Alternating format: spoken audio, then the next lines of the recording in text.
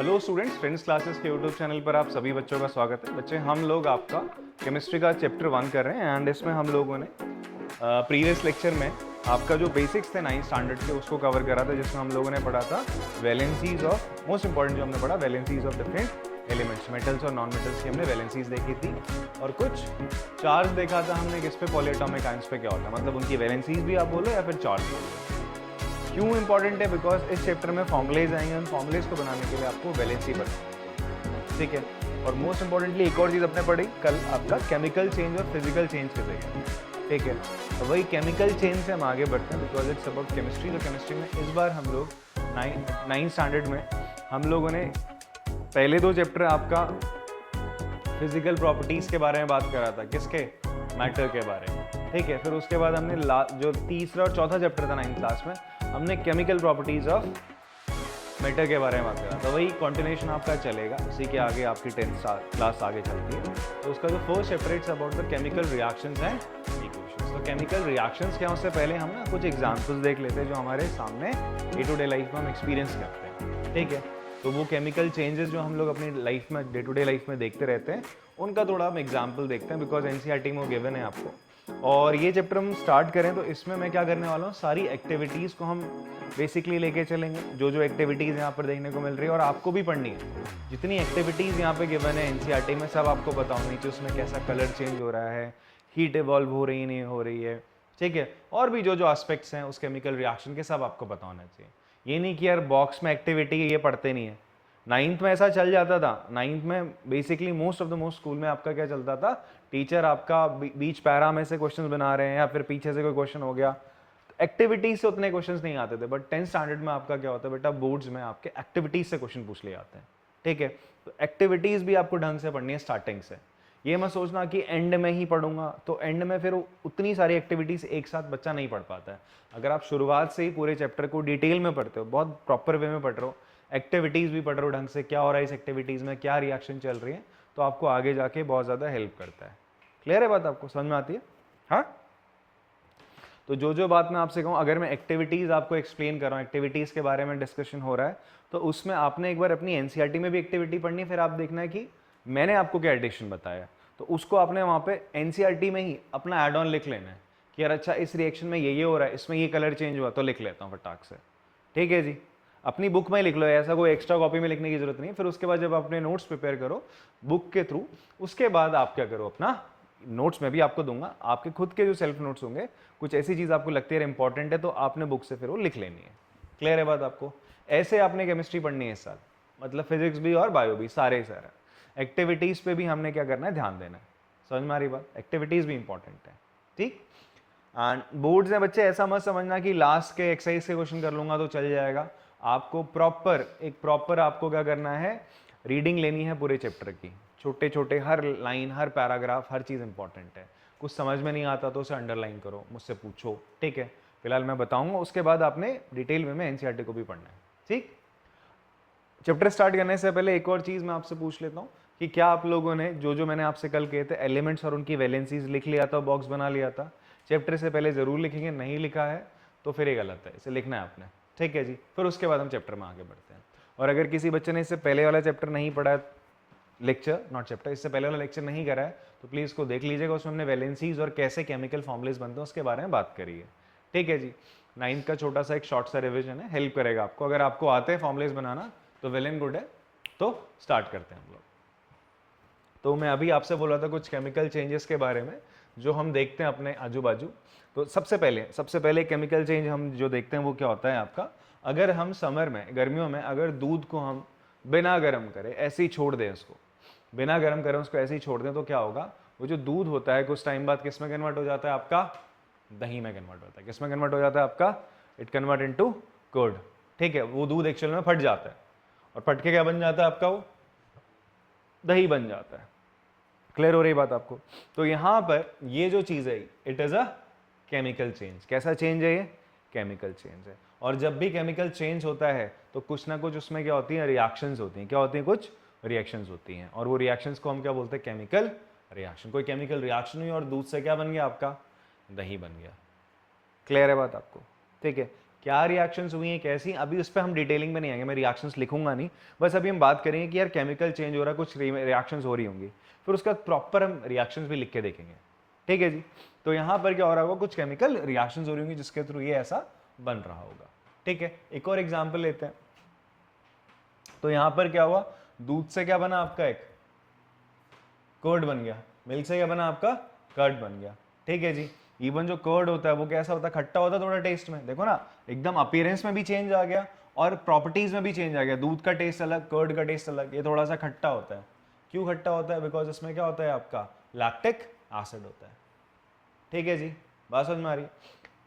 फिर बात करें आपका फ्राइंग पैन है आपका, या फिर कुछ भी लोहे का कोई भी चीज़ है, आपने देखा होगा छत पड़ती है ना, छतों में वो डलते हैं, सरिया बोलते हैं इसको अपन लोग। ठीक है, तो वो जो चीज़ पड़ती है उसे जब आप लेके आते हो शॉप से, कहीं से जहाँ से आपको बिल्डिंग मटेरियल है जहाँ से मिलता है चीज़ें, तो वहाँ से आप जब उसको रॉड को लेके आओगे, जो सरिया लेके आते हो, तो वहाँ पर उसका जो कलर होता है वो थोड़ा सा स्टील ग्रे होता है जब इनिशियली आप लेके आते हो।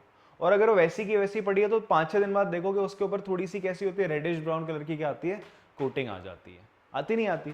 तो ऐसे ही समझो आयरन है, आयरन के ऊपर अगर थोड़ा मॉइस्चर है, दोनों चीज़ होनी चाहिए, एयर भी और मॉइस्चर भी है, उसमें अपने आप लोहे को रखा है, तो क्या होगा, जो लोहा है वो किस में कन्वर्ट, उसके ऊपर आपको एक हल्की सी ऐसी रेडिश ब्राउनिश सी लेयर देखने को मिलेगी, जो एक्चुअल में क्या होता है, रस्ट होता है। क्या होता है बच्चे आपका, रस्ट होता है।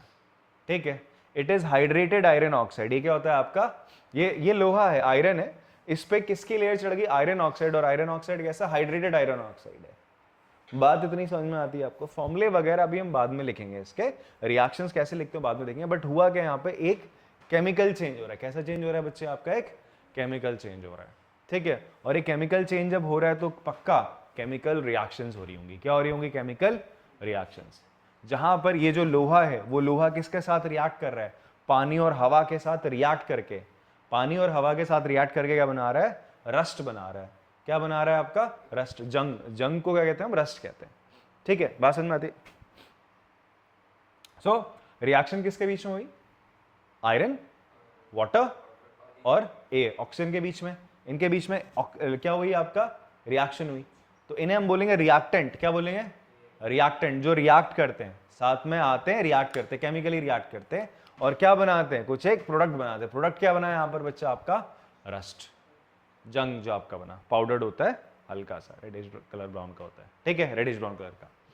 और लेते हैं रिएक्शंस, बहुत बढ़िया। ग्रेप्स का फर्मेंटेशन करते हैं हम। क्या करते हैं, ग्रेप का फर्मेंटेशन। फर्मेंटेशन कैसे करते हैं हम, इसमें क्या डाल देंगे आपका, ईस्ट एक बैक्टीरिया होता है, इसको हमने क्या करा, ग्रेप्स को, ईस्ट को ग्रेप्स के साथ डाल दिया। वो क्या करेगा, इस ग्रेप्स को किस में कन्वर्ट कर देगा आपका, CO2 गैस रिलीज करेगा, और दूसरा वो उसको किस में कन्वर्ट करेगा, इथेनॉल में। किस में करेगा बच्चे आपका, इथेनॉल में। दारू में कर देगा। किस में कन्वर्ट कर देगा बच्चे आपका, दारू में कन्वर्ट कर देगा। ठीक है जी। आपका ये जो वीट होता है, गेहूं हो गया, उससे भी बनाया जाता है। ठीक है जी। गुड़ से बनाया जाता है सर, हाँ सब पता है। ठीक है, गुड़ से ही बनाते हैं साहब। ठीक है, तो उसका हम क्या करते हैं, फर्मेंटेशन करते हैं एक्चुअली। तो यहां पर भी क्या हो रहा है, रिएक्शंस हो रही है। क्या हो रही है आपका, रिएक्शन। जैसे आपका क्या होता है, जो शुगर है, शुगर कैन भी सुक्रोज हो सकता है, जैसे यहाँ पे फ्रक्टोज है, फ्रूट्स में आपका क्या होता है, फ्रक्टोज होता है। तो ये कन्वर्ट होता है किसमें आपका, इथेनॉल में। किसमें कन्वर्ट होता है बच्चे आपका, इथेनॉल में कन्वर्ट हो रहा है। बात समझ में आ रही है? अगेन केमिकल रिएक्शंस हो रही है, केमिकल चेंज हो रहा है। ठीक है जी। फिर उसी के बाद अगर हम बात करते हैं, खाना था आपका, आपने उसे क्या करा, चॉप करा, फिर उसे खाना बना दिया। तो यहां पर भी क्या देखने को मिल रही है आपका, एक केमिकल रिएक्शन देखने को मिल रही है। It is a chemical change. कब हो रहा होगा, जब यहाँ पे कोई केमिकल रिएक्शन हो रही होगी। और भी अगर हम बात करें, food get digested in our body. आपने जो खाना खाया, अब रोटी आपने खाई, अब रोटी, आपके जो बॉडी में सेल्स हैं, पूरी बॉडी में सेल्स हैं, ये सेल्स तो ना रोटी खाएंगे। ऐसा तो ना कि तुम चपाती लो और ऐसे रगड़ते हुए जाओगे बॉडी में तो न्यूट्रिएंट्स मिल जाएंगे। आपने खाया, अंदर जाके उस चपाती में जो न्यूट्रिएंट होंगे, उस चपाती के अंदर जो न्यूट्रिएंट है, जो कार्बोहाइड्रेट है, वो चाहिए आपकी बॉडी को। आपने कोई दाल खाई, उसमें जो प्रोटीन है वो चाहिए तुम्हारी बॉडी को, वो तुम्हारे सेल्स को प्रोटीन चाहिए। तो अंदर उसको जो दाल में प्रोटीन है, उसको ऐसी फॉर्म में ब्रेक करना कि उसे तुम्हारा ब्लड अब्जॉर्ब कर सके, ब्लड ले जा सके। तो वो जो डाइजेशन होगा, ब्रेक डाउन ऑफ फूड होगा, वो भी एक तरीके का क्या है, केमिकल चेंज है। और तब क्या हो रहा होगा आपकी बॉडी में, अगेन केमिकल रिएक्शंस चल रहे हैं। जब जब केमिकल चेंज होगा तो तब तब क्या होगा, केमिकल रिएक्शंस होंगी। ठीक है, इसी तरीके से हम बात करें respiration, respiration again another example of chemical change या केमिकल यहाँ पे रिएक्शंस हो रही हैं। रेस्पिरेशन में क्या होता है, क्या होता है रेस्पिरेशन, हाँ बताइए, अरे रेस्पिरेशन तो पता होगा आप लोगों को, O2 लेते हैं और CO2 छोड़ते हैं, दिस इज कॉल्ड आपका ब्रीदिंग हो गया बच्चे। तो ठीक है, ये रेस्पिरेशन का एक छोटा सा पार्ट हो गया। रेस्पिरेशन अगर हम बोलें तो रेस्पिरेशन क्या होता है, आप फूड को ब्रेक डाउन करते हो, फूड को क्या करते हो, आपने जो खाना खाया ना उसे ब्रेक करा जाता है और ब्रेक करके उससे क्या फॉर्म करी जाती है, एनर्जी। ठीक है, और उसे ब्रेक करने में आपको क्या चाहिए, ऑक्सीजन चाहिए होती है। क्या चाहिए होती है, ऑक्सीजन। तूने खाना खाया, तेरे सेल के पास वो खाना पहुंच गया, अब वो सेल उस खाने का क्या करेगा, उसे उस खाने से एनर्जी चाहिए ना, तो वो किसके थ्रू होगी, through the process called respiration. आपने जो ऑक्सीजन लेते हो वो कहाँ जाता है, खाने के पास जाता है, खाने को ब्रेक करता है किसमें, आपका किसमें, एनर्जी में। ठीक है, एनर्जी और बाकी जो बाई प्रोडक्ट हो गए उसमें CO2 आ जाता है, जो CO2 तुम निकालते हो। ठीक है जी, अब एक चीज याद रखना, ये जो चीज रेस्पिरेशन आने वाली है, डाइजेशन, इसके बारे में अपन लोग लाइफ प्रोसेस चैप्टर है वहां पे बढ़िया से पढ़ेंगे डिटेल में होता क्या है। यहाँ अभी समझ लो, break down of food is called in the presence of oxygen. हम ह्यूमंस के अगर एग्जाम्पल है वहां पर, ठीक है, केस में, तो वो क्या होता है, रेस्पिरेशन होता है। यहाँ पर भी क्या हो रही है, मैं बोल रहा हूँ ना कि ऑक्सीजन गई, खाने को ब्रेक करा, क्या बना दी, एनर्जी बना दी, तो क्या हो रही है, केमिकल रिएक्शन ही तो हो रही है इतनी तगड़ी तगड़ी। ठीक है, समझ में आती बात आपको। फिर उसके बाद आपका क्या हो गया, photosynthesis, another example of chemical change. Photosynthesis में क्या होता है, प्लांट क्या करता है, सनलाइट, वाटर और CO2 की मदद से क्या करता है, अपना खाना बनाता है ना, ग्लूकोज बनाता है। देखो ना, इनऑर्गेनिक सब्सटेंस से मिलकर वो ऑर्गेनिक सब्सटेंस बना रहा है। ठीक है जी, तो ये चीज आपका फोटोसिंथेसिस में होता है। तो another example of chemical change है। तो ये भी एक तरीके का केमिकल रिएक्शंस है। तो केमिकल रिएक्शंस क्या होती हैं, अगर मोटा मोटा हम बात करें, आपका पहले मैं लिख देता हूं, केमिकल रिएक्शन क्या होता है, जब कुछ रिएक्टेंट्स, जब कुछ आपका रिएक्टेंट्स, ठीक है, रिएक्ट करके क्या बनाते हैं बच्चे, आपका प्रोडक्ट बनाते हैं, तो हम क्या बोलते हैं, आपका क्या हुआ, केमिकल रिएक्शन हुआ। जैसे A और B ये दो चीज मिली और इन्होंने क्या बना दिया, C बना दिया, एक प्रोडक्ट बनाया। ये रिएक्टेंट है, रिएक्ट करे और उन्होंने क्या बनाया, एक प्रोडक्ट बनाया, दैट इज कॉल्ड आपका केमिकल रिएक्शन। इसे हम क्या बोलते हैं, केमिकल रिएक्शन बोलते हैं। बात समझ में आती है, हाँ। केमिकल रिएक्शन में क्या होता है, एटम्स का ना थोड़ा सा क्या होता है बच्चे, आपका अरेंजमेंट्स होता है अलग तरीके से।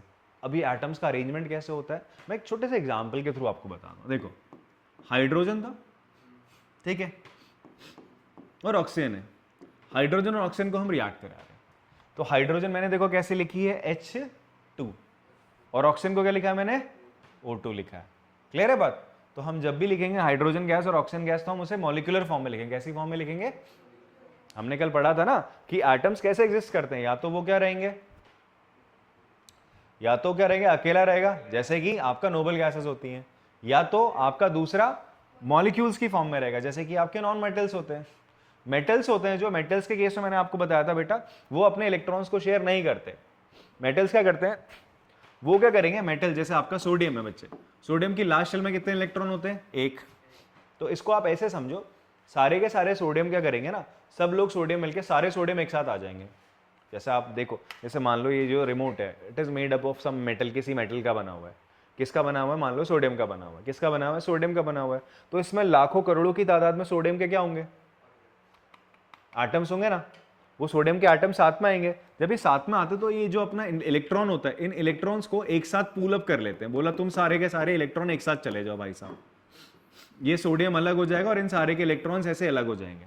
ठीक है, अलग हो गए तो एक तरफ ये नेगेटिव चार्ज, एक तरफ ये पॉजिटिव चार्ज, ये सूखी सूखी रहेंगे। इस इलेक्ट्रॉन पे किसी एक सोडियम का हक नहीं है, ठीक है, और इलेक्ट्रॉन किसी एक के साथ नहीं है, ऐसे साथ में रहते हैं। बात इतनी समझ में आ रही है आपको, हाँ, क्लियर है। बट यहाँ पर ऑक्सीजन के केस में ऐसा नहीं होता। ऑक्सीजन के केस में क्या होता है बच्चे, आप ये समझो, ये सोडियम क्या कर रहा है, इलेक्ट्रॉन्स की नदी में तैर रहा है साहब, ऐसा समझिए, आप समुद्र में तैर रहा है। ठीक है, तो ऐसा आपका मेटल अकेला इसलिए रहना पसंद करता है और ऐसे रह लेता है। तो सोडियम हो गया, मैग्नीशियम, यहाँ बहुत सारे सोडियम फिर एक साथ ऐसा रहेंगे, बहुत सारे, तो Na बहुत सारे, तो हम ऐसा ना लिख के इसको कैसे लिखते हैं, केवल Na करके छोड़ देते हैं सर, Na है सर। ठीक है, और बाकी लेटिस वगैरह ना थोड़ी बहुत और टर्म है, मैं वो थोड़ी कॉम्प्लेक्स टर्म नहीं डाल रहा हूँ यहाँ पे। आप जब 12th में जाके केमिस्ट्री पढ़ेंगे वहां पर आपको चीज सुनने को देखने को मिलेगी साहब। ठीक है, अभी बस ऐसे समझो आप, सोडियम इसलिए अकेला रहता है। कल बच्चे ने एक डाउट पूछा था मेरे से, तो मैंने आपको बता दिया। ठीक है जी, ये हो गया सोडियम। तो सोडियम हो गया, मैग्नीशियम हो गया, मेटल्स को हमने बोला था हम ऐसे अकेले अकेले लिख देते हैं, चलता है। ठीक है, बट नॉन मेटल्स क्या होते हैं, ये इलेक्ट्रोनेगेटिव नहीं होते नेचर में, ये होते हैं। तो ये क्या करते हैं, फटाफट से अपने इलेक्ट्रॉन्स को क्या कर लेते हैं बच्चे, शेयर कर लेते हैं। तो O2 और H2 साथ में आए। अब देखो ना, H2 और O2 कैसे साथ में है, H2 कैसे है, अपना इसने एक इलेक्ट्रॉन दूसरा हाइड्रोजन के साथ क्या कर रखा है, ऐसे शेयर करा था। ऑक्सीजन ने क्या करा था बच्चे आपका, बताओ, ऑक्सीजन ने अपने 2 इलेक्ट्रॉन इस ऑक्सीजन के साथ और इसने अपने 2 इलेक्ट्रॉन इसके साथ ऐसे शेयर करे थे, तब जाके आपका O2 और H2 बना था। ऐसे ही तो बने हुए हैं H2 और O2। अब ये जब साथ में आएंगे, अब रिएक्शन, केमिकल रिएक्शन में क्या होगा, ये अरेंजमेंट टूटेगा, ये जो अरेंजमेंट था ये क्या हो जाएगा, टूट जाएगा, ये जो अरेंजमेंट हो जाएगा टूटेगा। ठीक है जी, आप दोनों को साथ में लाए। अब ये दोनों पहले साथ साथ में, इसने इसको देखा, खुश हो गया भाई, बोला मुझे हाइड्रोजन तेरे साथ नहीं रहना, मुझे किसके साथ जाना है, ऑक्सीजन के साथ जाना है। किसके साथ जाना है, ऑक्सीजन के साथ जाना है। जैसे होता नहीं घर वाले के साथ जब तुम होते हो तो ठीक है, जैसे तुम गांव में आते हो तो एकदम पागल से आते हो, मुझे चाचा के साथ जाना है या बुआ के साथ जाना है, बुआ के साथ, क्योंकि वो तुम्हें खिलाते हैं, पिलाते हैं, मौज कराते हैं, तो तुम घर वालों को छोड़ दो। तो बच्चे ऐसे तो होते हैं, छोड़ देते घर वालों को, और थोड़े शैतान ज़्यादा होते हैं। तो ऐसे ही यहाँ समझो, पहले सही चल रहा था जीवन, जैसे एक दूसरे को देखा तो पागल से हो गए, या दोस्त को देख के तुम अपने कजन्स को देख के पागल हो गए। ठीक है, वैसे ही बोले हम साथ में आएंगे। अब होगा क्या, कैसे साथ में आएंगे, ये जो ऑक्सीजन है इसके पास कितने इलेक्ट्रॉन्स हैं, 6 थे लास्ट शेल में। इसके लास्ट शेल में कितने इलेक्ट्रॉन्स थे, 6 थे। इसकी वैलेंसी 2 थी। हाइड्रोजन आएगा इसके पास, और भाई मैं आ गया, तो इसने बोला तू आ, दो हाइड्रोजन ला भाई साथ में, क्योंकि मेरे पास 2 इलेक्ट्रॉन है शेयर करने को। तो इसने करा, इसका एक इलेक्ट्रॉन और इसका एक इलेक्ट्रॉन क्या कर लिया, ऐसे करके शेयर करा। और ये जो हाइड्रोजन है, इसने क्या करा, इस हाइड्रोजन ने इसका एक इलेक्ट्रॉन और इस हाइड्रोजन ने इसका एक इलेक्ट्रॉन, इसके पास भी 2, इसके पास भी 2, इस ऑक्सीजन के पास 6, 7, 8 आ गए। तो इन्होंने क्या बना लिया, H2O बना लिया। तो देखो ना, यहां पर अरेंजमेंट इलेक्ट्रॉन्स का अलग था और यहां पर क्या है, अलग है ना। तो यही होता है केमिकल रिएक्शंस में। केमिकल रिएक्शंस में क्या होता है, इलेक्ट्रॉन्स इधर उधर पहले जो थे, अब इस अरेंजमेंट को तोड़कर अलग तरीके से आ जाते हैं। एटम्स अपना इस अरेंजमेंट को तोड़कर एक नए सिरे से जुड़ते हैं। सर क्लियर हो रही है बात आपको, केमिकल रिएक्शन होता क्या है। ठीक है, एक्चुअल में ऐसा ऐसा हो रहा है, हमें ऐसा ऐसा डॉट स्ट्रक्चर ही नहीं बनाना बार बार, हमें सिंपली लिखना H2 + O2 gives us H2O।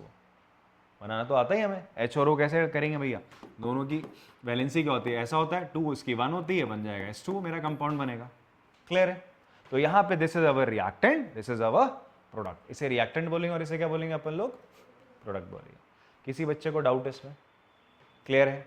हाँ, तो ये केमिकल रिएक्शन बहुत बेसिक लेवल पे मैं आपको बता रहा हूँ, इसको समझो, फील करो।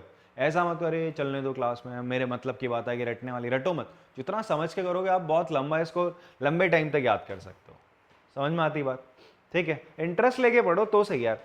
आप सोचो यार बैठो मन कहीं और, तो सीन नहीं है। फिर मैं आपको बहुत डिटेल में बहुत अच्छे से बता रहा हूँ, चीज़ें बहुत एकदम खोल के बता रहे हैं। ठीक है जी, ये चीज़ अभी आपने अगर पकड़ ली तो आपको इंटरेस्ट आएगा सब्जेक्ट में लेकर। ठीक है जी, रटने के हिसाब से मत करो, समझो यार हो क्या रहा है एक्चुअल में, बेसिक लेवल पे हो क्या रहा था। ठीक, चलो अब बात करते हैं आपका डेफिनेशन पे। इसकी डेफिनेशन क्या है, chemical reaction is a process in which 1 और more substance also called reactant. जो H2 और O2 थे रिएक्टेंट्स थे, एक या एक से ज्यादा, 2 या 2 से ज्यादा, 2 या 2 से ज्यादा, या एक भी हो सकता है। ठीक है, एक या एक से ज्यादा, एक सब्सटेंस भी हो सकता है रिएक्टेंट, 2 भी हो सकते हैं। ये क्या करते हैं आपका, रिएक्ट करते हैं और कन्वर्ट होते हैं किसमें, एक या एक से ज्यादा सब्सटेंस में, एक या एक से ज्यादा सब्सटेंस में, जिसको हम क्या बोलते हैं, उन सब्सटेंस को प्रोडक्ट कहते हैं। ठीक है जी, तो इसी को हम बोलते हैं केमिकल रिएक्शन। क्या बोलते हैं आपका, केमिकल रिएक्शन। ठीक है, ये जो सब्सटेंस है या तो वो कंपाउंड हो सकते हैं या तो वो एलिमेंट हो सकते हैं। जैसे अभी मैंने आपके सामने लिखा H2 + O2, क्या दिया इसने, H2O। 2 डिफरेंट क्या थे, ये 2 डिफरेंट एलिमेंट्स थे। ये भी एलिमेंट है, ये भी एलिमेंट है, एलिमेंट ऐड हुए हैं यहाँ पे। बात समझ में आती है आपको। अब यहाँ पर मैं अभी करेंगे हम लोग, ये CaO + वाटर, ये दोनों के दोनों क्या है, कंपाउंड है। दोनों के दोनों क्या है, कंपाउंड है। जैसे क्विकलाइम और वाटर मिला है, क्या बना, CaOH। इसने एक ही, इन दोनों ने मिलकर एक प्रोडक्ट बनाया। ठीक है जी, बात समझ में आती है। ऐसे ही अगर हम क्या करेंगे बच्चे, आपका H2O है, इसका इलेक्ट्रोलिसिस करा तो क्या बन जाएगा, H2 + O2 बन जाएगा। सर ये सिंगल रिएक्टेंट के 2 क्या बन गए, प्रोडक्ट बने। सिंगल रिएक्टेंट के कितने प्रोडक्ट बन गए, 2 प्रोडक्ट बन गए। ठीक है जी, यहाँ एक कंपाउंड है, ब्रेक हो रहा है एलिमेंट्स में। समझ में आती बात? ये डेफिनेशन एकदम समझ में आ रही है आपको? ऐसा केमिकल रिएक्शन की कोई डेफिनेशन आज तक आई नहीं है, बट अपने समझने के लिए केमिकल रिएक्शंस क्या होती है, जब दो या एक से ज़्यादा सब्सटेंस रिएक्ट करके एक नया प्रोडक्ट बनाता है, एक से या एक से ज़्यादा प्रोडक्ट बनाता है, तो इसी को हम केमिकल रिएक्शन कहते हैं। और जो सब्सटेंस हो सकते हैं वो क्या हो सकते हैं, एलिमेंट्स भी हो सकते हैं और आपके कंपाउंड्स भी हो सकते हैं बच्चे। एक छोटी सी इन्होंने क्या लिया हुआ है, सब्सटेंस दैट अंडरगो, जो केमिकल चेंज, जिनमें केमिकल बदलाव आएगा उन्हें हम रिएक्टेंट बोलते हैं, और जो नया सब्सटेंस बनता है उसे हम क्या बोलते हैं बच्चे, it is called product. The new substance form during the reaction are called product. Clear है बात, समझ में आती है? हाँ, अब एक छोटी सी एक्टिविटी 1.1 फ्रॉम एनसीईआरटी हम लोग लेते हैं सर। ठीक है जी, पहले यहीं पे सारी एक्टिविटी भी आपकी यहीं लिखी है, अभी बुक देखने की कोई जरूरत नहीं आपको, अभी मैं ही आपके सामने एक्टिविटी पढ़ूंगा, ध्यान से सुनना। ठीक है, एक्टिविटी क्या है, हमने क्या लेना है, एक मैग्नीशियम रिबन लेना है। क्या लेना है बच्चे, मैग्नीशियम रिबन। ठीक है, ऐसा तार सा होता है मैग्नीशियम, थोड़ा सा चौड़ा सा पट्टी वाला। ठीक है, जैसे स्केल है, थोड़ा पतला स्केल बना दिया तुमने, ये मैग्नीशियम रिबन है। ठीक है, ये आपने लिया। इस मैग्नीशियम रिबन के ऊपर आप देख रहे हो एक लेयर सी चढ़ी हुई है। अब ये ना बहुत वाइटिश होता है, एकदम ना सिल्वर कलर का होता है। मेटल जो होते हैं ग्रेइश कलर के होते हैं, आपने सिल्वर कलर इस कलर का देखने को मिलेगा आपको। जो मोस्टली मेटल्स होते हैं ग्रेइश होंगे या सिल्वर कलर के, इस तरीके के उनका कलर होता है। ठीक है, तो अभी इस मैग्नीशियम के ऊपर ना क्या लगी, एक लेयर लगी हुई। क्या लगी हुई बच्चे, एक लेयर लगी हुई है। ठीक है, किसकी लेयर लगी हुई है, या तो कार्बोनेट की होती है, ऑक्साइड की होती है। या तो मैग्नीशियम कार्बोनेट की लेयर है, इसके ऊपर CO2 ऐड कर गया, एटमॉस्फेयर में था जो। ठीक है, या तो ऑक्सीजन इसके ऊपर रिएक्ट कर गया, तो मैग्नीशियम ऑक्साइड की लेयर है। अब मैंने अगर इस मैग्नीशियम रिबन को मैं क्या करता हूं, मुझे करना है इस मैग्नीशियम रिबन को बर्न करना है, तो मैंने क्या करा, इसको बर्न करने की कोशिश करा। ठीक है जी, तो एक क्लासरूम में हमने एक्टिविटी करी थी। ठीक है जी, यहीं पे करी थी। तो मैं मैग्नीशियम रिबन को क्या कर रहा था, आपका बर्न कर रहा था। तो मैग्नीशियम रिबन हमने बर्न करना चाहा, ये लाइटर ऑन करा। ठीक है जी, बर्न हो रहा है, नहीं हो रहा, बर्न हो रहा है, नहीं हो रहा। इतना टाइम मैंने लगाया यहाँ पर, ये बर्न नहीं हुआ।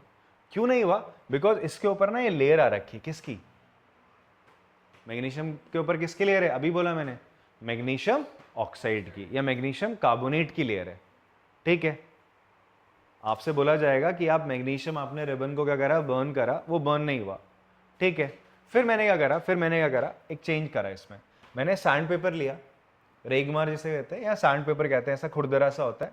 इससे क्या करा, मैंने सैंड पेपर, इसको क्या करा, आपका घिसना स्टार्ट करा। किसको घिसना स्टार्ट करा, और वो एकदम ऐसा चमक गया भाई।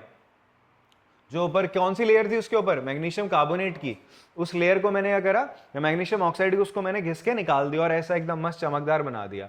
ठीक है, तो क्या किया हमने, इस तरीके से सैंड पेपर से इसको रब करा। ठीक है, रब करने के बाद सैंड पेपर को रब करा, फिर इसके बाद हमने इसको क्या करा बच्चे, आपका बर्न करने की कोशिश करी। अब बर्न करने पे देखो, एकदम ऐसी फ्लेम के साथ, डार्जलिंग फ्लेम, एकदम चमकती हुई, आंखों को चौंधिया दे, ऐसी फ्लेम के साथ ये क्या होने लगा, बर्न करना इसने स्टार्ट हुआ। ठीक है जी, और ये जो दिख रहा है तुम्हें, दिस इज मैग्नीशियम ऑक्साइड, और वो मेरे चप्पल हैं। ठीक है जी, समझ में आ रही है? तो ये this powder is called magnesium oxide. ये क्या है बच्चा, आपका मैग्नीशियम ऑक्साइड है। क्लियर है बात? हाँ, तो ये क्या है, केमिकल क्या बनी है, केमिकल रिएक्शन है। ठीक है जी, इस केमिकल रिएक्शन में कौन रिएक्ट कर रहा था, मैग्नीशियम, साथ में ऑक्सीजन। मैग्नीशियम और ऑक्सीजन रिएक्ट करके क्या बना, ऑक्सीजन एक गैस है, मैग्नीशियम एक सॉलिड था, दोनों रिएक्ट करके क्या बनाते हैं, मैग्नीशियम ऑक्साइड। और एकदम से लाइट और थोड़ी ना हीट इवॉल्व हो रही थी, थोड़ा गर्म हो गया था। ठीक है, हीट इवॉल्व हुई थी। बात समझ में आ रही है आपको? तो एक रिएक्शन हुई, हमने देखा। ये कुछ इस तरीके से एक्टिविटी आपकी एनसीईआरटी में गिवन है। क्या हो रहा है यहाँ पर देखो, ये लिखा हुआ है, टेक 3-4 सेंटीमीटर मैग्नीशियम रिबन ले लिया आपने, फिर क्या करा, उसे रब कर रहे हैं सैंड पेपर से। क्यों कर रहे हैं, to remove the layer of magnesium oxide और मैग्नीशियम कार्बोनेट। कुछ एक याद, मैग्नीशियम ऑक्साइड याद कर लो तुम लोग। मैग्नीशियम ऑक्साइड की लेयर को हमने हटाया, मैग्नीशियम ऑक्साइड की लेयर को हटाया ताकि वो बर्न करे, जल जाए। ठीक है, वरना वो बर्न नहीं करेगा, जलेगा नहीं, it will not catch fire. ठीक है, फिर उसे थोड़ा सा पकड़ के, क्योंकि मैंने तो हाथ से पकड़ रखा था, ठीक, क्योंकि गर्म होता है ना,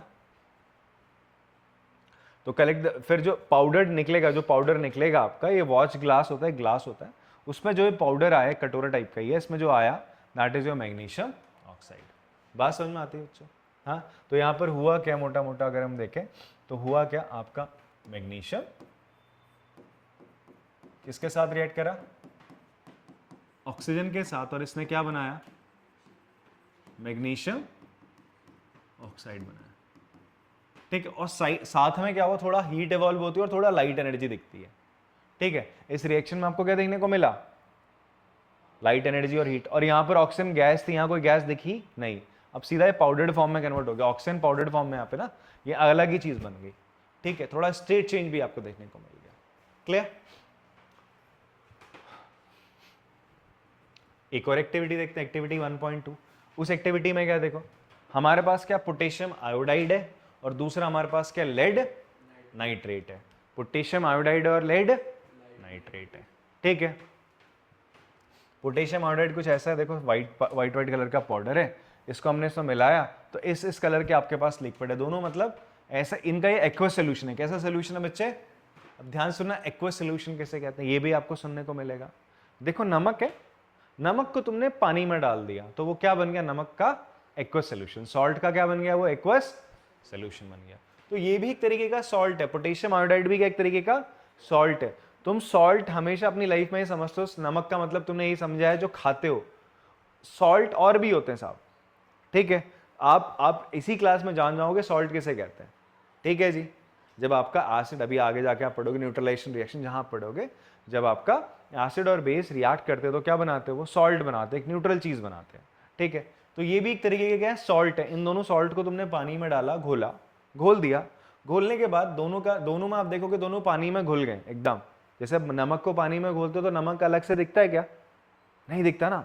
नमक पानी में नमक तो नहीं दिखता ना, तुम्हें खाली केवल पानी पानी दिखता है। टेस्ट करो तो थोड़ा सा कैसा लगता है, नमकीन लगता है।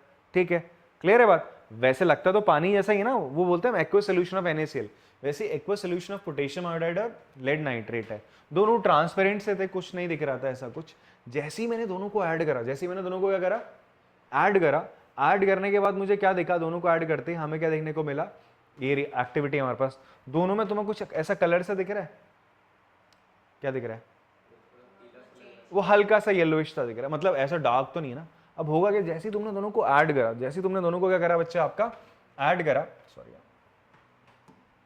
देखो दोनों को मिलाया हमने, तो आपको क्या देखने को मिलेगा, यहां पर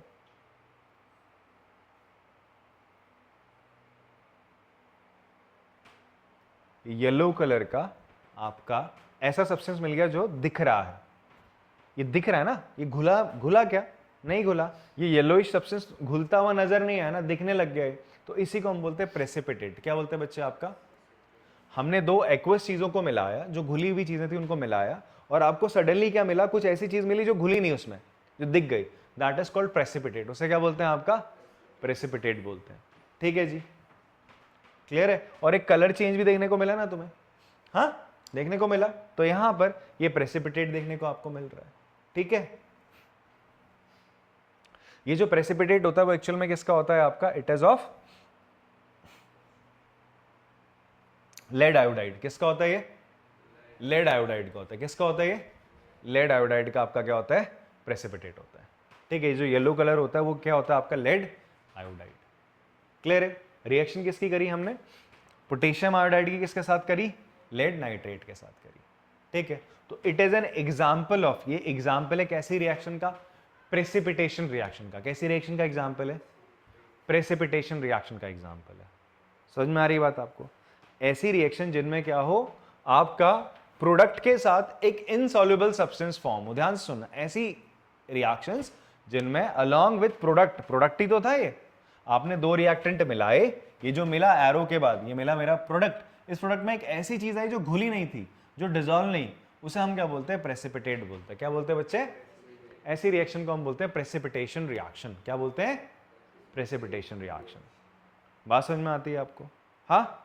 अच्छा, इससे पहले और यहां पर आपने क्या ऑब्जर्व करा, इस रिएक्शन में दो चीजें ऑब्जर्व करी, एक तो केमिकल रिएक्शन जब हो रही है प्रेसिपिटेट फॉर्म हो रहा है, और दूसरा क्या हो रहा है, कलर चेंज हो रहा है। इससे पहली वाली रिएक्शन में क्या देखा तुमने, जब रिएक्शन हो रही थी तो स्टेट चेंज हो रहा था, गैस उड़ गई, गैस तो थी नहीं प्रोडक्ट में। और दूसरा क्या देखने को मिला आपको, हीट इवॉल्व हो रही थी। क्या हो रहा था आपका, हीट, टेम्परेचर चेंज हो रहा था। पहले उतना गर्म नहीं था, जैसे मैग्नीशियम रिबन को मैंने बर्न करा वो थोड़ा सा गर्म हो गया। क्लियर है, बात समझ में आ रही है आपको। ये एक्टिविटीज याद भी करनी, लर्न भी करनी, और उसके पीछे जो इसके रिजल्ट है, जो ऑब्जर्वेशन है, वो भी दिमाग में रखनी है। ठीक है जी, बात समझ में आती है। ऐसी एक्टिविटी एनसीईआरटी में आपको देखने को मिलेगी, आपको दिमाग में रखना है क्या हुआ। यहाँ पर हमने क्या चीज़ को ऐड करा था बताओ, हमने ऐड करा लेड नाइट्रेट का और पोटेशियम नाइट्रेट। ठीक है, लेड नाइट्रेट को पोटेशियम आयोडाइड के साथ मिलाया तो पोटेशियम नाइट्रेट बना, जो तो घुल गया, बट लेड आयोडाइड घुला नहीं, और वो किस फॉर्म में मिला मुझे, येलो प्रेसिपिटेट की फॉर्म में मिलता है ऐसा। ठीक है जी, बात समझ में आती है। नेक्स्ट एक्टिविटी 1.3, इसमें हमने क्या करा, जिंक ग्रेन्यूल्स लिए। क्या लिए बच्चे आपका, जिंक के छोटे छोटे से पीसेस लिए। जिंक है, आपने उसके छोटे छोटे से क्या ले लिए, ऐसे पीसेस ले लिए। पूरा जिंक का ऐसा बार नहीं लिया, ऐसा बड़ा सा सॉलिड सा चंक नहीं लिया, उसका क्यूब नहीं लिया, बस छोटा छोटा ऐसा पीस करा। उसको तुम किस में मिला रहे हो, हाइड्रोक्लोरिक एसिड में। एसिड में तुम उसको डालने वाले हो। ठीक है, अब होगा क्या यहाँ पे, ये एक साहब यूट्यूबर ही है, मेक मी साइंटिफिक करके, उन्हीं से हमने, उनके चैनल पे मुझे वीडियोस देखी तो मैंने वो यहाँ डाल दी। ठीक है जी, क्रेडिट उन्हीं का ही फिर यहाँ पे। ठीक, मेरा नहीं, मतलब वो पहला वाला मैंने करा था क्लास में, बाकी ये दो उन्हीं ने करे। तो यहाँ पर अगर आप देखोगे, this is a test tube. इस टेस्ट ट्यूब में आप देखोगे यहाँ पर क्या है, आपके जिंक के ग्रेन्यूल्स से छोटे छोटे से पीसेस हैं। छोटे छोटे से क्या है आपके पीसेस हैं। एक सेकेंड, अब इसमें आपने क्या करा बच्चे, इसमें आपने क्या करा, hydrochloric acid drop by drop डालना स्टार्ट करा। तो आपको क्या देखने को मिल रहा है, बबल्स दिख रहे हैं। बबल्स बोले तो कोई गैस इवॉल्व हो रही होगी। क्या इवॉल्व हो रही है, गैस इवॉल्व हो रही है। ठीक है, अब ये कौन सी गैस है इसे पता करने के लिए हमने क्या करा, इसके सामने हम क्या करेंगे, एक आपका वी विल टेक अ,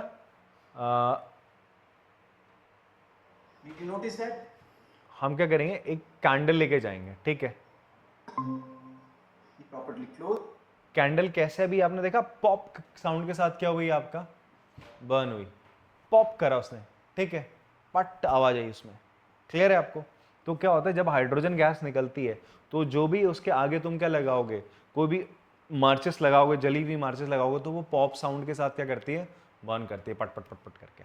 ठीक है जी, और इवन थोड़ा सा और तेज, अगर तुम ना हल्का सा हीट भी है उसमें, तो और अगर तुम क्या करोगे, हाइड्रोजन दोगे, तो वो और तेज क्या करेगी, बर्न करेगी। बिकॉज हाइड्रोजन जो होता है वो क्या होता है, एज अ फ्यूल काम करता है। हाइड्रोजन गैस क्या काम करती है, एज अ फ्यूल काम करती है। क्लियर है, किसी चीज को जलाने के लिए ऑक्सीजन की जरूरत होती है, बट हाइड्रोजन यहाँ किसकी तरह काम कर रही है, एज अ फ्यूल।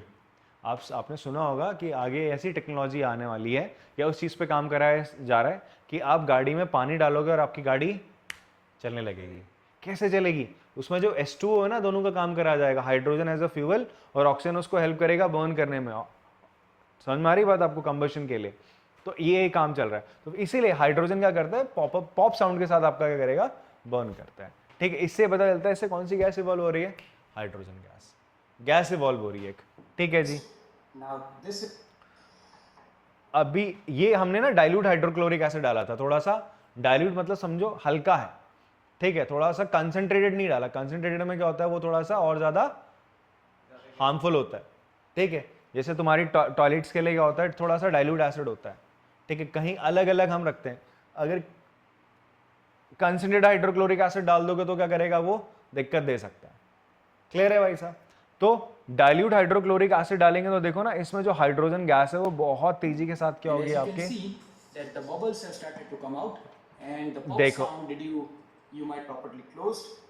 अभी तुमने देखा क्या हुआ, अभी तक तो, अभी जब हाइड्रोजन गैस हमने क्या डाला था इसमें, डाइल्यूट हाइड्रोक्लोरिक एसिड डाला था, तो हल्की हल्की हाइड्रोजन आ रही थी, तो पॉप साउंड के साथ वो जल रहा था केवल। अब जब मैंने क्या करा आपका, व्हाट आई डिड, मैंने क्या करा आपका कौन सा कंसंट्रेटेड हाइड्रोक्लोरिक एसिड डाल दिया, तो उसके बाद क्या हुआ, हाइड्रोजन गैस बहुत तेजी के साथ निकली, और जैसे इसने क्या लगाया, आग लगाई, तो इस टेस्ट ट्यूब ने आगे क्या पकड़ ली, आग पकड़ ली। वो हाइड्रोजन गैस ने ही आग पकड़ ली। ठीक है जी, तो यहां से क्या देखो आप, that the bubbles have started to come out, देखो and the pop sound, you might have noticed, and there is a very light flame है यहाँ पे, blue flame which आग पकड़ी इसने, तभी तो कैंडल जल रही है। but as you can see that properly clothed. Clear है बात, समझ में आती है आपको। तो इस एक्टिविटी से आपको क्या पता चल रहा है कि भाई जब भी केमिकल रिएक्शन होगी तो क्या हो सकता है, यहाँ पर भी हीट इवॉल्व हो रही है, और दूसरा आप देखोगे ना, ये जो टेस्ट ट्यूब है ना, हल्का सा टच करोगे गर्म हो जाएगी। तो इससे क्या पता चल रहा है, हीट इवॉल्व हो रही है, केमिकल रिएक्शन हो रहा है। और दूसरा क्या देखने को मिल रहा है, एक गैस इवॉल्व हो रही है। क्या इवॉल्व हो रहा है बच्चे, गैस इवॉल्व हो रही है। बात क्लियर है। यहाँ पर एक और चीज ध्यान में होती है रखना, आप लोग क्वेश्चन पूछ ले आता है कि आपने जिंक के ग्रेन्यूल्स क्यों लिए, पूरा का पूरा जिंक का पीस क्यों नहीं डाल दिया। जिंक के ग्रेन्यूल लेने से हुआ क्या, ध्यान सुनो, इसमें आंसर ही लिखा जाएगा कि जिंक के ग्रेन्यूल इसलिए लिए गए बिकॉज इससे सरफेस एरिया बढ़ जाता है। क्या बढ़ जाता है बच्चों, आपका सरफेस एरिया बढ़ गया। क्या बढ़ गया आपका, बहुत ज्यादा सरफेस एरिया बढ़ गया। तो इतने सरफेस एरिया के साथ जल्दी जल्दी हाइड्रोक्लोरिक एसिड रिएक्ट कर रहा था, तो इसीलिए हम जिंक ग्रेन्यूल्स लेते हैं एज कंपेयर टू हम पूरा का पूरा जिंक का ब्लॉक लें। ठीक है जी, आप खुद सोचो ना, यहां पर सरफेस एरिया बढ़ेगा ना, छोटे छोटे से पत्थर है। मैं आपसे बोलूं इन सारे पत्थरों को पेंट करो और एक में बड़ा सा ब्लॉक दे दूं, तो किस में ज्यादा पेंट लगेगा, इसमें या उस बड़े से ब्लॉक में, इसमें लगेगा। बात समझ में आ रही है आपको, क्लियर है, हाँ ठीक है। तो यही एक्टिविटी आपको एनसीईआरटी में कुछ इस प्रकार दे रखी है।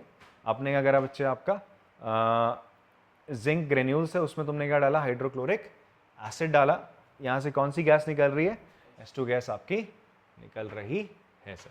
ठीक है, इसको चेक करने के लिए क्या है, एक एक्टिविटी भी है आपका, है सोप सोल्यूशन है, यहाँ से हाइड्रोक्लोरिक एसिड और जिंक रिएक्ट होते हैं, हाइड्रोजन गैस यहाँ से निकलती है। जो गैस निकली, ऊपर आपने क्या लगा रखा है, एक कैंडल लगा रखी है, पॉप साउंड के साथ क्या होगी, बर्न होगी। क्लियर है। अगर मान लो यहाँ से CO2 गैस निकलती तो क्या होता, कैंडल का, कैंडल बुझ जाती, कैंडल क्या हो जाती है आपका, बुझ जाती। क्लियर है बात। चलिए, तो यहां पर अब आता है कि यार इतनी केमिकल रिएक्शन हमने अभी देखी, तो इन केमिकल रिएक्शन के बेसिस पे हम क्या बात कर सकते हैं कि भाई जब जब केमिकल रिएक्शन होंगी तब कुछ चीजें आपको जरूर देखने को मिलेंगी। वो क्या चीजें आपको देखने को मिलेंगी कि जब भी केमिकल रिएक्शन होगा चेंज इन स्टेट देखने को मिलेगा। क्या देखने को मिलेगा, मैं एक रिएक्शन के थ्रू इसको समझा देता हूं आपको, अभी अभी मैंने लिखा भी था। देखो, अगर देखो ना, चेंज इन स्टेट कैसे देखने को मिलेगा, हाइड्रोजन प्लस ऑक्सीजन, दोनों के दोनों क्या है, गैस है। क्या बना रहे हैं, एक लिक्विड बना है ना H2O, तो स्टेट चेंज होगी ना, गैस गैस क्या बना दिया, लिक्विड। तो जब भी रिएक्शन होगी तो आपको क्या देखने को मिलेगा, चेंज इन स्टेट देखने को मिल सकता है, या फिर क्या देखने को मिलेगा, change in colour. Change in colour का एग्जांपल कहां देखा अभी आप लोगों ने, क्या थी एक्टिविटी 1.2, क्या रिएक्ट हो रहा था उसमें, लेड नाइट्रेट आपका Pb। मैं अभी फॉर्मूला लिख दे रहा हूं, लेड नाइट्रेट। देखो मैंने आपको बनाना सिखाया था, कैसे लेड लिखा हमने, ये कैसे लिखा मैंने रिएक्शन, लेड NO3, लेड की वैलेंसी 2, इसकी 1, तो ये इस तरीके से आपका ये पॉलीएटॉमिक आया ना, तो ब्रैकेट लग के प्लस क्या था, potassium iodide, potassium iodide. K और I दोनों पे चार्ज क्या होता है, 1 का होता है, तो Ki होगा। ठीक है जी। अब बना क्या आपका बना पोटेशियम नाइट्रेट बना KNO3 plus lead iodide PbI2। होता क्या, ये भी एक्वस फॉर्म में, ये भी एक्वस फॉर्म में, ये एक्वस फॉर्म में, पर ये सॉलिड फॉर्म में होता है। ये किस फॉर्म में आपका, और ये कलर कैसा होता है इसका, येलो कलर है। तो यहाँ पे आपको कलर चेंज देखने को मिला, और इवन प्रेसिपिटेट भी बना, उसके लिए भी ये रिएक्शन हो जाएगी, दोनों के लिए, इसके लिए दोनों के लिए सेम रिएक्शन हो जाएगी। ठीक है। फिर इवोल्यूशन ऑफ गैस, अभी आपने देखा दोनों के लिए हम सेम रिएक्शन ले सकते हैं। इवोल्यूशन ऑफ गैस का आपका क्या था बच्चे, HCl और जिंक आपने ग्रेन्यूल्स उसमें डाले, तो क्या बना आपका, जिंक क्लोराइड नामक एक आपका सॉल्ट बनेगा, जिंक क्लोराइड नाम का आपका क्या बन जाएगा, सॉल्ट बन जाएगा, प्लस आपकी H2 गैस इवॉल्व होगी। बात समझ में आती है आपको, हाँ। ये रिएक्शंस कैसे, देखो ना, मैंने बोला HCl plus zinc, zinc chloride आपका सॉल्ट बनेगा, प्लस आपका हाइड्रोजन गैस बनेगी। अब जिंक क्लोराइड कैसे बना, ये पता होना चाहिए ना, जिंक क्लोरीन, चार्ज कितने का होता है इस पे, 2 का, इस पे 1 का, तो क्या बना, ZnCl2 सर। ठीक है। तो धीरे धीरे अगर आप वैलेंसीज याद कर लोगे तो ऐसे आप केमिकल रिएक्शन खुद लिख सकते हो। ठीक है जी। आप भी कुछ 5, 6, 7, 8 दिनों में जब जब चैप्टर ऐसे ऐसे आगे बढ़ता रहेगा, इवन ये चैप्टर खत्म होते ही आप भी एकदम भाई परफेक्ट हो जाओगे ऐसे रिएक्शन लिखने में, अगर आपको वैलेंसीज बढ़िया से याद है। ठीक है। जो मैं पढ़ा रहा हूँ घर जाके उसको वापस से आप पढ़ रहे हैं, तो समझ में आती है बात आपको। तो कभी भी कोई केमिकल रिएक्शन होगी तो तब आपको क्या चीज देखने को मिलेगी, या तो change in state, change in colour, ठीक है, change in temperature, evolution of gas और फॉर्मेशन ऑफ प्रेसिपिटेट। ऐसा नहीं कि सारी चीजें होंगी एक ही रिएक्शन में, कोई एक हो सकती है, कोई 2 हो सकती है, कोई 3 भी हो सकती हैं। ठीक है, ऐसा नहीं कि रिएक्शन होगा, ऐसा नहीं होगा, रिएक्शन होगा कि यार सभी देखने को मिलेगा तभी मैं बोलूंगा केमिकल रिएक्शन हुई है। अगर केमिकल रिएक्शन हो रही है तो पक्का कोई ना कोई एक ऑब्जर्वेशन तो आपको देखने को मिलेंगे, एक से ज्यादा देखने को मिल सकती है। ठीक है जी, बात समझ में आती है। तो ये आपका बेसिक था किसका, व्हाट इज केमिकल रिएक्शन। अब chemical equations, balancing of chemical equation हम इसके नेक्स्ट लेक्चर में करते हैं। ठीक है, आज के लिए इतना रखते हैं, आपसे मिलते हैं अगली क्लास में, बाय।